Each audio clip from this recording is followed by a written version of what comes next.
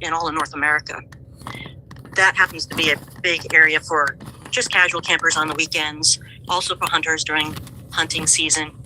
But this particular area, some research that I did with friends, basically we kind of narrowed down where some of these sightings were, and we would get our camping towards those areas, mostly using topo maps and also experiences that people had within this group. There's about 10 to 15 of us at any one time. We go camping, and it's called the Mogollon Rim. And like I said, that's in central Arizona. It's about 8,000 feet, or it can be up to 8,000 feet. And we usually stay around the 7,000, 6,500 foot level. And we use very old logging roads that aren't primarily used by weekend campers. There's many lakes up in that area where people go camping, and most of the people camp off the roads, and they usually don't go on these old logging roads. We do hike into these areas, we camp into these areas, and so we have many wildlife sightings, lots of elk herds, lots of deer. There's all kinds of turkey and all kinds of pine areas where you can have lots of camping areas where it's nice and soft ground. The primary reason why we did that is my interest is in Bigfoot is because I had an experience as a kid. But my sighting was back after I retired in 2012, went into the woods with about 9 of us to an area on the Mogollon Rim where I had the sighting. Basically, the logistics are pine in an open area like a cul-de-sac at the end of an old logging road that's not used too much. And we set up camp as if you were in a wagon train. We circled the wagon, so to speak. My particular camping setup is half hard side, half canvas, where the canvas folds out into a king-size bed, and then they have the rest of the facilities in the other hard side portion of it.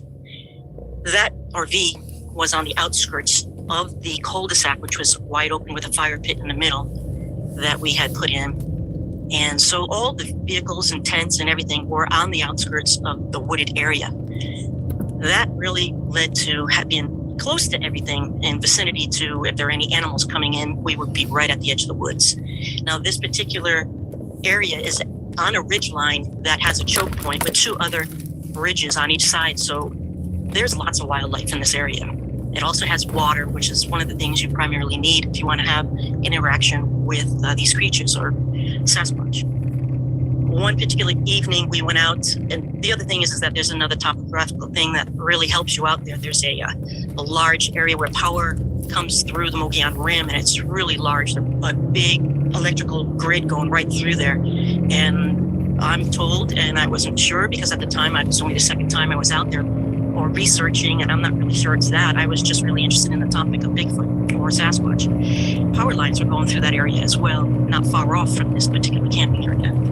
So we went out to those power lines one evening. It was about 10 o'clock at night. This is in June of 2013. It's June or July. I just put 2013, but I know it was the summer months, and we were out there for at least a week. And we finally were going to an area at the power lines. We were sitting there, it was 4 of us, and we were watching the power lines with a thermal, and I had a Gen 3 night vision, and the moon was a half moon, so we could see really well with the thermal and also with the black and white Gen 3 night vision. With that in mind, we're sitting on the power line, and above the tree line at the power line, I know that I have an open mind to everything, that this orb was about 1,000 feet away from us to the south. We were on the north side of the power lines. And there's an orb that's just bouncing on the tree line. It lasted for about 6 seconds, and then it just disappeared. And we were just like all looking at one another going, what the heck was that? And we all just kind of like, that was the weirdest thing. And it was large. It was not a small orb. It was big enough for it we could see it 1,000 feet away. So it really sparked our interest, and we kind of got a little spooked about that. And we observed some wildlife, basically coyotes. We saw some deer come through and some elk come through. Later on, we saw a bear come through. So we were out there for like 4 or 5 hours, and it got really cold. It was about 1 o'clock in the morning. So we started heading back to camp. Once we hit camp, everybody was so exhausted because other groups had been out too. And so there was about 9 of us, 10 of us that particular camping trip. So if that orb wasn't enough, we kind of talked about that a little bit. But everybody was so tired. It was getting to be 1 o'clock, 1:15 in the morning. Everybody went to bed. I went into my camper, and before I could even close my door, I could hear people snoring. So I knew everybody was exhausted, and it was basically, if anything was out there listening to us, they knew right away we were all going to sleep. So I stayed up for a little bit because I was cold, and I turned my heater on in my camper, and it makes a loud noise. And so I heated my camper up, and the minute I shut the heating element off in the camper, I heard a wood knock, and it sounded as if it was right next to my camper. And it was so loud, and I thought, man, everybody had to hear that, but nobody got on the radios to talk or anything. I heard nothing but snoring. So I went, I'm going to stay up a little bit. So I stayed up for about another half hour, didn't really hear anything. And then the minute I went to just go get some rest, I heard another wood knock, and it was right behind me. So I went, wow, they're here.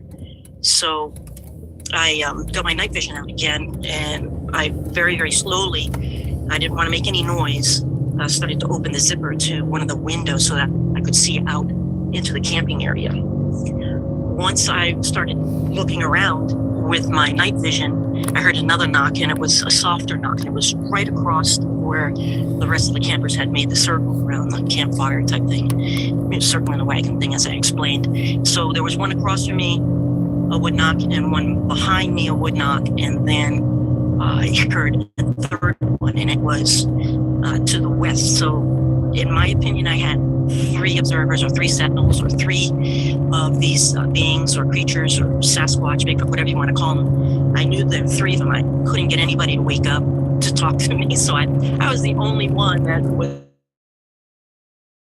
I was looking around the camp, the north, the west, and the east, and I was not looking to the south of me because I didn't want to move around too much in the camper and alert them that I was awake. Do you need help organizing your home? Closet Factory Southern Utah offers custom organization solutions to fit all your space needs. From closets to home offices, laundry rooms to garages, and more, Closet Factory has custom. Create a space you can really fall in love with. Visit closetfactory.com today or call 435-375-5555 to schedule your free consultation. Closet Factory. This is what organized feels like. I bet you've probably been to the doctor's office. I bet you had to hand over personal info, like your insurance, your ID, maybe even your social security number. And I bet you weren't thinking about how your doctor is just one of many places that has your personal information. If any one of them isn't careful, it's a good bet they could accidentally expose your details to hackers and identity theft, putting you at risk. Fortunately, LifeLock monitors hundreds of millions of data points a second for threats to your identity. If your identity is stolen, a LifeLock US-based restoration specialist will fix it, guaranteed, or your money back, with plans covering up to $3 million for stolen funds and expenses. Don't take chances with your personal info. Help protect it even when it's out of your hands. Save up to 40% your first year with promo code iHeart. Call 1-800-LifeLock and use promo code iHeart, or go to lifelock.com/iHeart for 40% off. Terms apply. Do you need help organizing your home? Closet Factory Southern Utah offers custom organization solutions to fit all your space needs. From closets to home offices, laundry rooms to garages, and more, Closet Factory has custom solutions to create a space you can really fall in love with. Visit closetfactory.com today or call 435-375-5555 to schedule your free consultation. Closet Factory. This is what organized feels like. And then I heard another wood knock, and that was to the west. So I was looking to the west when I heard across the way, one of the campers had a easy up that was attached with 3 panels closing in his easy up as if it were another room for him. And he had like his table in there and his coolers, and he had some electronic equipment that he had put out to try and record anything that was going on. And then there's other campers on each side. So like I said, there's 9 of us in this big circle. So I heard a cooler slide from this guy, this male camper that had the easy with the panels all the way around it. So he had this room, and this easy up is all white, and his panels are all white. And I heard a cooler slide. So I immediately I try not to glass so that there's any reflection from the moon light that we had about a half moon. You got to go slow with the night vision so that you don't glass it and cause a reflection that anybody can see it that's out in the forest.